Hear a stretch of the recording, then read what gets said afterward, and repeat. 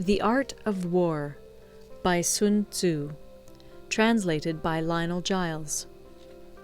Part 9. The Army on the March. Sun Tzu said, "We come now to the question of encamping the army and observing signs of the enemy. Pass quickly over mountains and keep in the neighborhood of valleys. Camp in high places facing the sun. Do not climb heights in order to fight." So much for mountain warfare. After crossing a river, you should get far away from it. When an invading force crosses a river in its onward march, do not advance to meet it in midstream.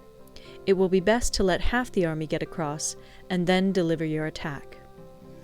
If you are anxious to fight, you should not go to meet the invader near a river which he has to cross. Moor your craft higher up than the enemy and facing the sun. Do not move upstream to meet the enemy. So much for river warfare.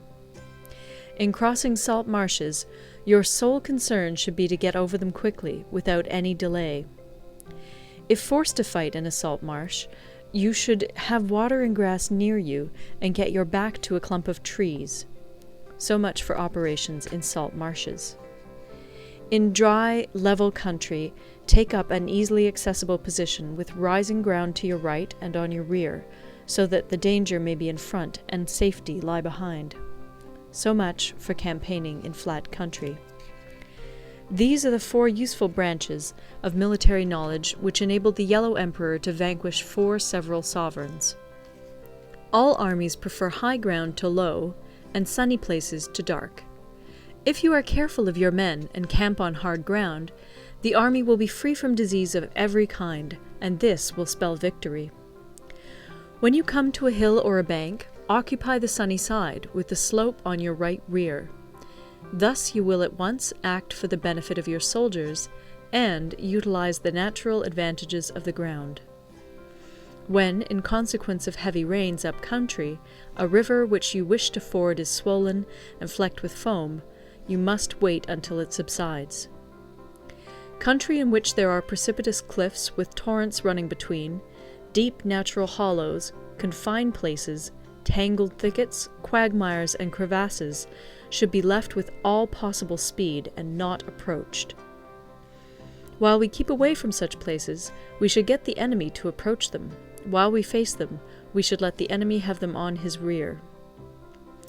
If in the neighborhood of your camp there should be any hilly country, ponds surrounded by aquatic grass, hollow basins filled with reeds, or woods with thick undergrowth, they must be carefully routed out and searched, for these are places where men in ambush or insidious spies are likely to be lurking. When the enemy is close at hand and remains quiet, he is relying on the natural strength of his position. When he keeps aloof and tries to provoke a battle, he is anxious for the other side to advance.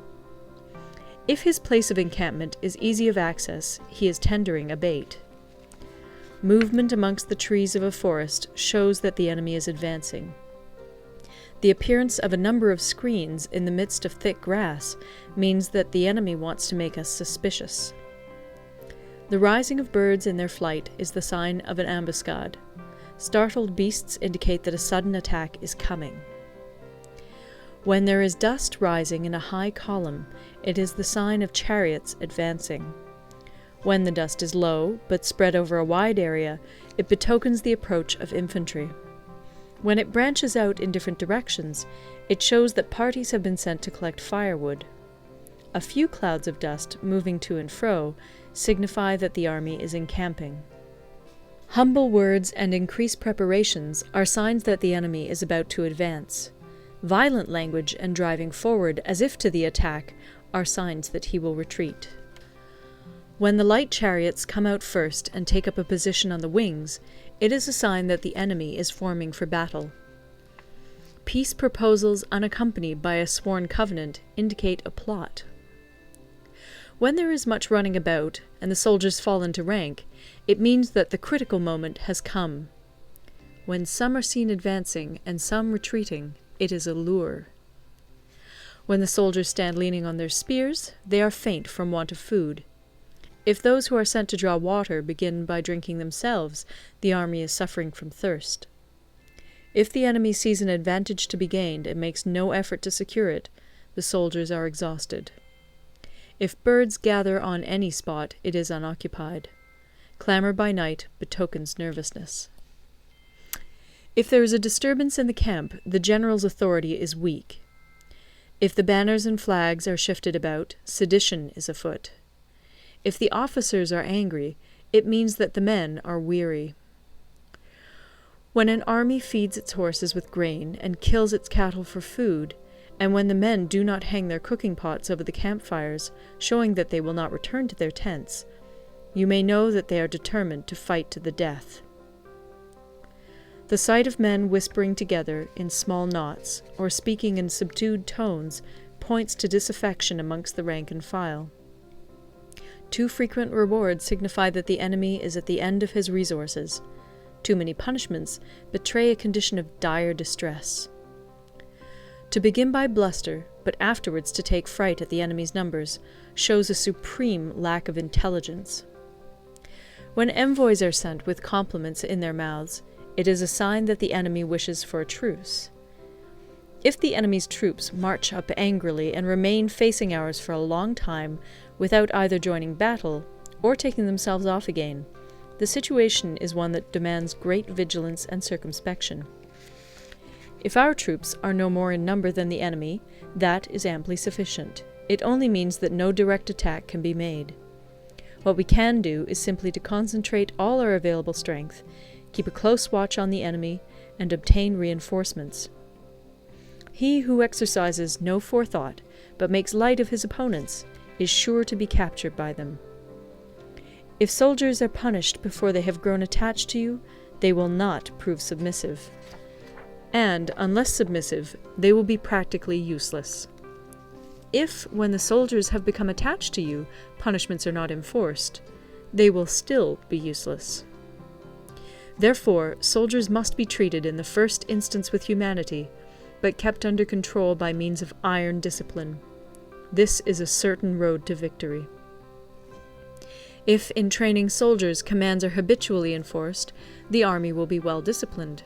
If not, its discipline will be bad. If a general shows confidence in his men, but always insists on his orders being obeyed, the gain will be mutual. End of Part 9. Part 10. Terrain.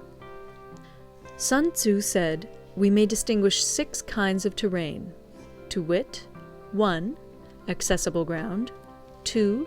Entangling ground, 3. Temporizing ground, 4. Narrow passes, 5. Precipitous heights, 6. Positions at a great distance from the enemy.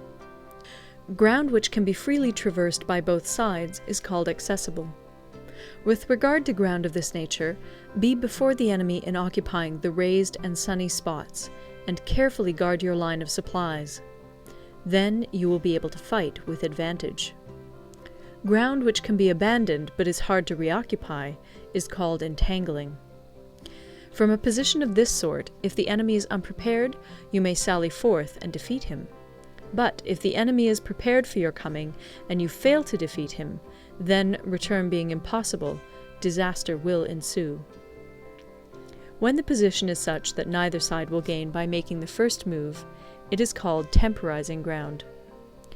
In a position of this sort, even though the enemy should offer us an attractive bait, it will be advisable not to stir forth, but rather to retreat, thus enticing the enemy in his turn. Then, when part of his army has come out, we may deliver our attack with advantage. With regard to narrow passes, if you can occupy them first, let them be strongly garrisoned and await the advent of the enemy.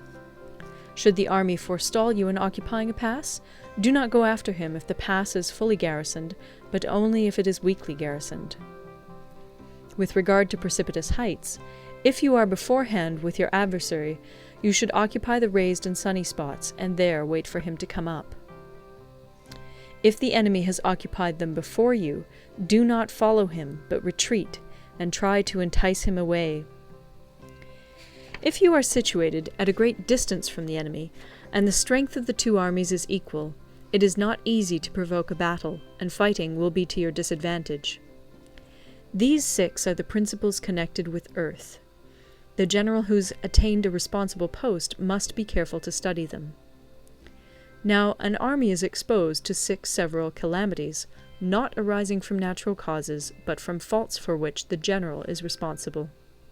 These are 1. Flight, 2. Insubordination, 3. Collapse, 4. Ruin, 5. Disorganization, 6. Rout. Other conditions being equal, if one force is hurled against another 10 times its size, the result will be the flight of the former. When the common soldiers are too strong and their officers too weak, the result is insubordination. When the officers are too strong and the common soldiers too weak, the result is collapse. When the higher officers are angry and insubordinate, and on meeting the enemy give battle on their own account from a feeling of resentment, before the commander-in-chief can tell whether or not he is in a position to fight, the result is ruin. When the general is weak and without authority, when his orders are not clear and distinct, when there are no fixed duties assigned to officers and men, and the ranks are formed in a slovenly, haphazard manner, the result is utter disorganization.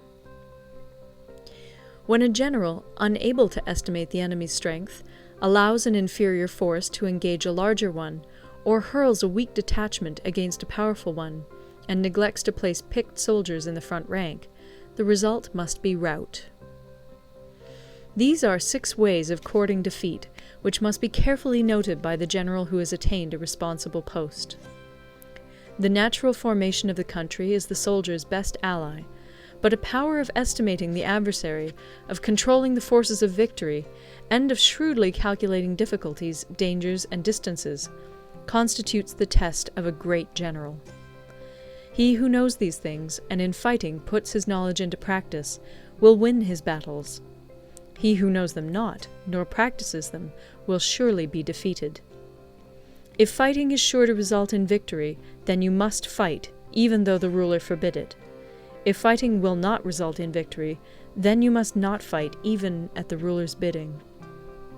The general who advances without coveting fame, and retreats without fearing disgrace, whose only thought is to protect his country and do good service for his sovereign, is the jewel of the kingdom. Regard your soldiers as your children, and they will follow you into the deepest valleys. Look upon them as your own beloved sons, and they will stand by you even unto death.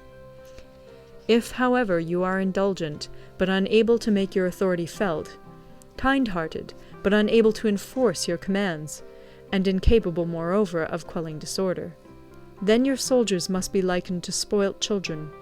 They are useless for any practical purpose. If we know that our own men are in a condition to attack, but are unaware that the enemy is not open to attack, we have gone only halfway towards victory. If we know that the enemy is open to attack, but are unaware that our own men are not in a condition to attack, we have gone only halfway towards victory.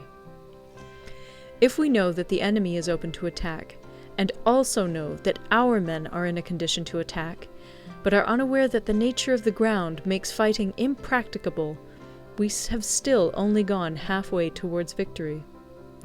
Hence the experienced soldier, once in motion, is never bewildered. Once he has broken camp, he is never at a loss. Hence the saying, "If you know the enemy and know yourself, your victory will not stand in doubt. If you know heaven and know earth, you may make your victory complete." End of Part 10.